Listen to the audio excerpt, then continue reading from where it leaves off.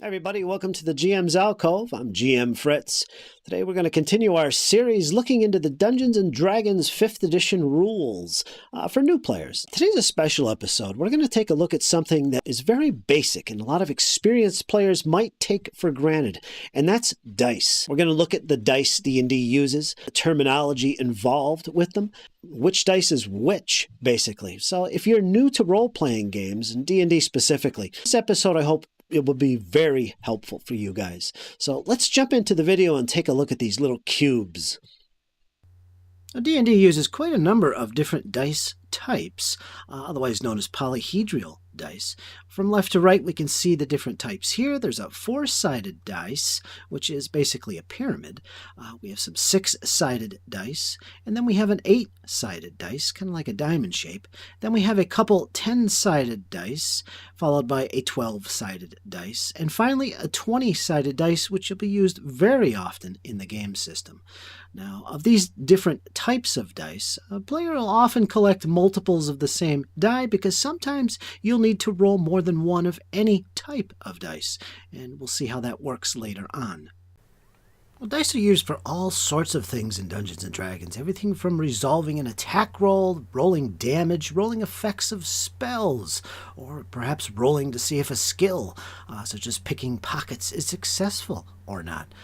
It has lots of uses. It adds a little randomness and unpredictability to your game sessions, and definitely learning how dice work in your games of Dungeons & Dragons and role-playing games is pretty important. A little special mention for our D4, our 4-sided die. It's shaped like a pyramid.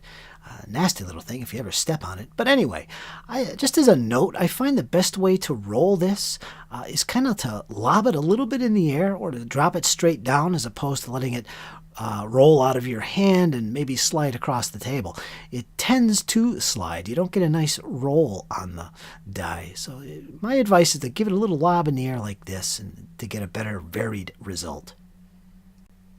Now sometimes you might be required to roll more than one of a single die type. In this case we have 3 6-sided dice. This would be abbreviated 3D6, the D standing for die or dice. You simply roll that many dice and total the results of each one. In this case we would have a total of 3 plus 3 plus 2, which is a total of 8, and that would be 3D6. Now with 10-sided dice, you can roll them as previous. In other words, this would be a 2d10, which they'd be added together to get an 11, or it could be a percentage roll. 10-sided dice are very versatile. They could also be used as percentage dice, and that would be abbreviated D percentage, in which case you got to know which die is going to be your tens.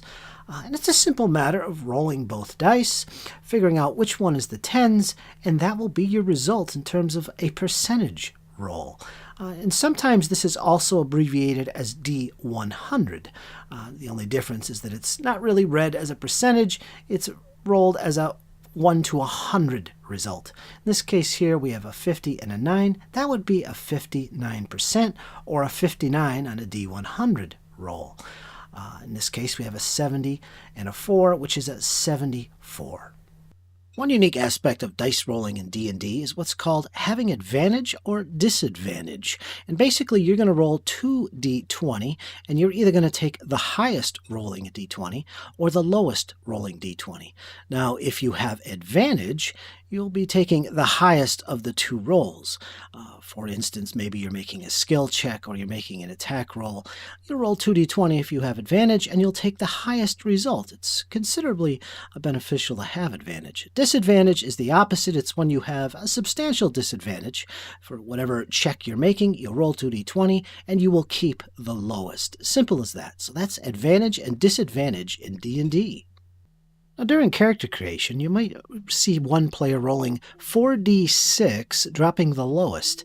This is an optional way to generate stats in the game, and it's simply rolling 4d6 and dropping the lowest rolling die, and then totaling the rest of the dice.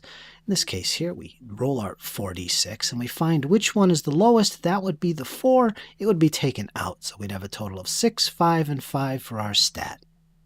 Sometimes you might see a player rolling multiple die types at the same time. In this case, we have an attack roll with a d20 and a damage die, all rolled at once to save time. Now, exactly what those dice are depends on the situation. In this case, 2 separate dice, the results are added together. Completely optional is using dice trays or dice towers, etc. to roll your dice. It's convenient.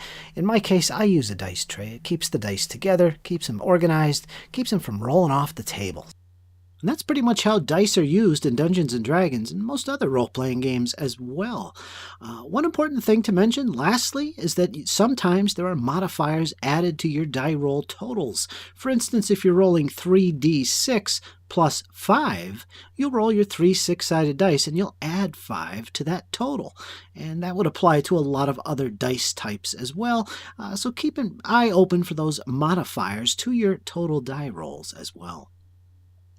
So there you go, folks. That was my look at the dice used in Dungeons & Dragons, and again, in role-playing games in general. If you have any questions about how dice are used in your games, feel free to ask away. This video pretty much covers all the basics you need to know, so you shouldn't have any problem understanding dice and the terminology involved. So I hope you enjoyed the video, especially if you're new to Dungeons & Dragons or any role-playing game. Leave me some feedback, comments, like, share, subscribe, all that goodness. Till next time, folks. Hang in there. It's only going to get better.